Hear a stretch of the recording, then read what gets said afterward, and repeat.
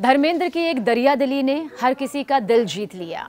पुरखों की जमीन अपने भतीजों के नाम धर्मेंद्र ने कर दी, जिसके बाद अब हर जगह धर्मेंद्र की उस शख्सियत की तारीफ हो रही है जहां एक इंसान अपनी जिंदगी में जो कुछ भी कमाता है सिर्फ और सिर्फ अपने बच्चों के लिए ही रखता है। लेकिन धर्मेंद्र ने अपने पूर्वजों की सोची, अपने पुरखों की सोची, अपने भतीजों को इसकी सबसे बड़ी जिम्मेदारी दी। देखिए, धर्मेंद्र वो कलाकार थे जो फिल्मी दुनिया की चकाचौंध में कभी भी अपनों को नहीं भूले। उन्होंने सिर्फ अपनी पत्नी और बच्चों की ही जिम्मेदारी नहीं संभाली, बल्कि इसके अलावा हर जिम्मेदारी को कहा जाता है धर्मेंद्र ने बखूबी निभाया। चाचा और उनके बच्चों के लिए भी वो कर गए बनकर जो शायद आज के वक्त में कोई दूर दूर तक करता भी नहीं है और सोचता भी नहीं है। उन्होंने अपने पुरखों की जमीन भतीजों के नाम कर दी ताकि वो पूर्वजों की इस सबसे कीमती बेशकीमती धरोहर को हमेशा के लिए संभाल कर रख सके। बॉलीवुड में अपनी एक अलग पहचान कायम कर चुके धर्मेंद्र रियल फैमिली फैन भी थे। धर्मेंद्र वो कलाकार रहे जो अब चले गए, लेकिन अब उनकी यादें, उनके किस्से सबके सामने हैं और ये फैसला तो हर किसी के दिल को अंदर तक छू गया, जीत गया। जो फिल्मी दुनिया की चकाचौंध थी उसमें भी वो कभी अपनों को नहीं भूले। उन्होंने न सिर्फ अपने परिवार की देखभाल की, उनकी जिम्मेदारी ताउम्र निभाई, बल्कि अपने गांव के लिए उनका लगाव, अपनी जड़ों से जुड़कर रहना, चाचा भतीजों के लिए दिल खोलकर धर्मेंद्र ने हमेशा न सिर्फ प्यार बरसाया, बल्कि इससे भी बड़ी जिम्मेदारी उन्होंने निभाई। धर्मेंद्र का ये किस्सा उनके पैतृक गांव डांगी का है। जी हाँ, डांगो ये वो गांव है जहां उन्होंने अपनी ढेर सारी जमीन अपने भतीजों को दे दी। अभिनेता का लगाव देखिए किस तरह से अपने पुरखों की उस जमीन से था, जो बात पैसों से नहीं जुड़ी थी बल्कि उनके दिल से जुड़ी हुई थी। उनके हर कदम में उनका अपने गांव से ये जुड़ाव, पुरखों की जमीन से जुड़ाव वाकई अद्भुत रहा। बॉलीवुड के ही मैन धर्मेंद्र का जन्म नसराली में हुआ था, लेकिन उनके दिल में हमेशा अपने पिता का गांव डांगो बसता था। जी हाँ, वहां के लोग उनसे बेहद प्यार करते थे। एक अच्छे बेटे की भूमिका धर्मेंद्र ने हमेशा निभाई। अपने बाप दादा की जो जमीन थी हमेशा उसकी फिक्र की और उस धरती से हमेशा एक लगाव अपने अंदर रखा। धर्मेंद्र के पिता के हिस्से की जो जमीन थी वो उन्होंने अपने चाचा के बेटे को यहाँ पर दे दी। लेकिन धर्मेंद्र को उनके पिता ने कहा था, ये हमारे पुरखों की ज़मीन है, संभाल कर रखना। धर्मेंद्र को उनके पिता ने कहा था कि ये हमारे पुरखों की ज़मीन है, इसे संभाल कर रखना। कहते हैं कि धर्मेंद्र ने पिता की इन्हीं बातों को हमेशा जगह दी और ये ज़मीन अपने चाचा के बच्चों के नाम कर दी। जी हाँ, धर्मेंद्र ने अपने चाचा के बच्चों के नाम कर दी, जो कि जाहिर सी बात है, रिश्ते में उनके भाई यहाँ पर लगते हैं। उनका मकसद था कि वो गांव में रहकर अपने पुरखों की ज़मीन को हमेशा संभाल कर रख सकें। धर्मेंद्र ने भतीजों के नाम 16, 19 कनाल और 11 मरले ज़मीन दे दी।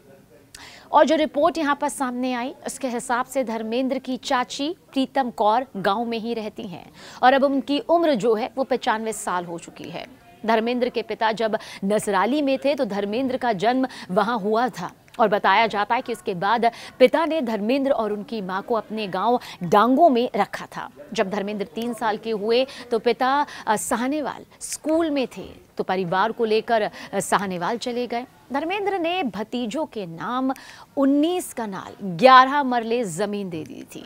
वो उन्हें अपना खून और अपना जड़ समझते थे। उनके भतीजे का नाम बूटा सिंह है, जो लुधियाना में एक कपड़ा मिल में काम करते हैं। उन्होंने कहा कि आज के वक्त में कोई किसी को आधा किला भी नहीं देता, लेकिन धर्मेंद्र ने उन्हें हमेशा अपना खून माना और इतनी बड़ी ज़मीन परिवार को सौंप दी।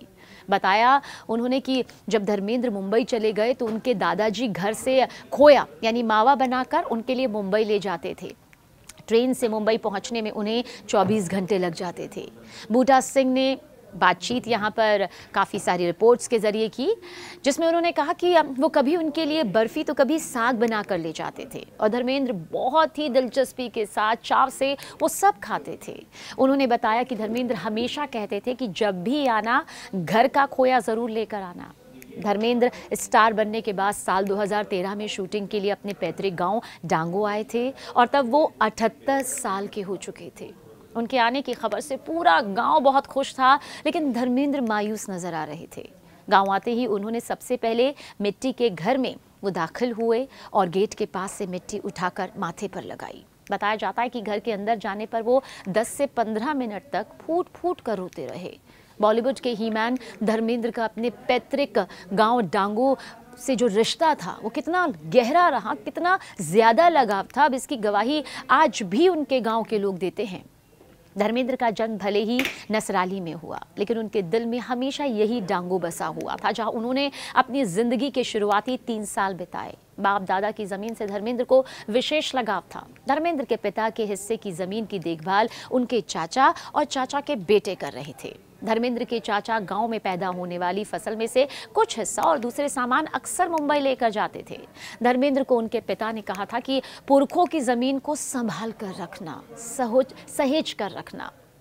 इसी वजह से धर्मेंद्र ने अपने पैतृक गांव की जमीन अपने चाचा के पोतों के नाम कर दी, ताकि वो गांव में रहकर पुरखों की जमीन को संभाल कर रख सकें। बॉलीवुड ने 24 दिसंबर 2025 को अपने सबसे प्यारे सितारे को हमेशा के लिए खो दिया। धर्मेंद्र, जिन्हें इंडस्ट्री का हीमैन कहा जाता था, वो हमेशा के लिए अलविदा कह गए। उनकी प्यारी सी मुस्कान, सदाबहार व्यक्तित्व सिनेमा प्रेमियों की पीढ़ियों को वो याद दे गया, जो कभी मिट ही नहीं सकता। 6 दशक से लंबे करियर में उन्होंने एक से बढ़कर एक फिल्में दी, जिसे कभी सिनेमा भूल नहीं पाएगा। लेकिन सिर्फ फिल्मों की वजह से नहीं, धर्मेंद्र का व्यक्तित्व भी ऐसा था।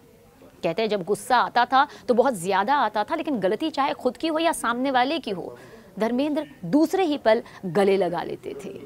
धर्मेंद्र ने अपने दोनों परिवारों में वो संतुलन बैठाया, जहां वो अपने हर बच्चे के लिए जिम्मेदारी को निभाते आए। अपनी पहली पत्नी को उन्होंने नहीं छोड़ा।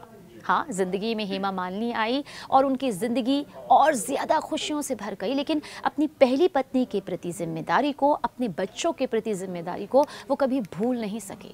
और अपनी विरासत, अपने पुरखों की विरासत को भी उन्होंने ताउम्र याद रखा। और अब जब वो इस दुनिया को अलविदा कह गए हैं, तो अपने पुरखों की विरासत के लिए उन्होंने अपने बच्चों को नहीं, बल्कि अपने चाचा के बच्चों को चुना, जो उनकी दरियादिली, उनकी शख्सियत का एक सबसे अहम हिस्सा है।